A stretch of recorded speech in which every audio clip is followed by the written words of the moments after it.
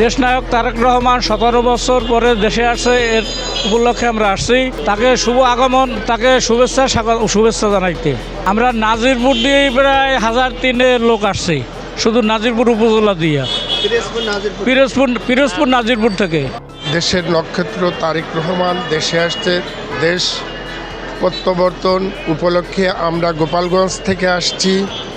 গোপালগঞ্জে 18 বছর না 54 বছর লুটতারাজ করে খেয়েছে।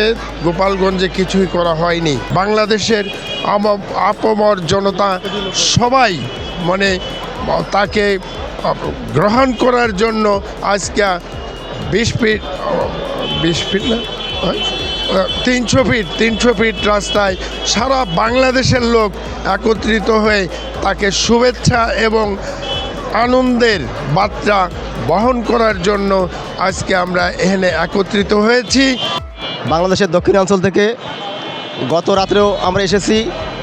আমরা যারা বিএনপি সমর্থক, যারা স্বাধীনতা সার্বভৌমত্বে বিশ্বাসী, যারা গণতন্ত্রে বিশ্বাসী, আমরা দলমত নির্বিশেষে আমরা জনাব তারেক রহমানের এই দিনটি দেখার জন্য অপেক্ষা ছিলাম।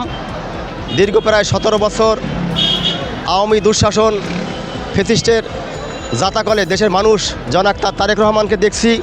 এদেশের মাটি মানুষের নেতা, এদেশের জনগণের নেতা, দেশটা চলতে পারে এই আশাবাদ ব্যক্ত করে এর জন্যই আমরা এসেছি। আমরা আশা করি আজকের প্রথম তারেক রহমান সফল হোক এবং এলাকার দেশের মানুষের কল্যাণ হোক, এই আশাবাদ করছি। এবং তারই সাথে আগামীতে যে নির্বাচন আসবে, যাকেই দল নমিনেশন দিবে, আমরা তার পক্ষে তারেক রহমানের হাতকে শক্তিশালী করার জন্য আমরা এই কাজ করব। এখানে কোনো দ্বিধাবোধ থাকবে না, এই বলি সংক্ষিপ্ত আলোচনা শেষ করছি।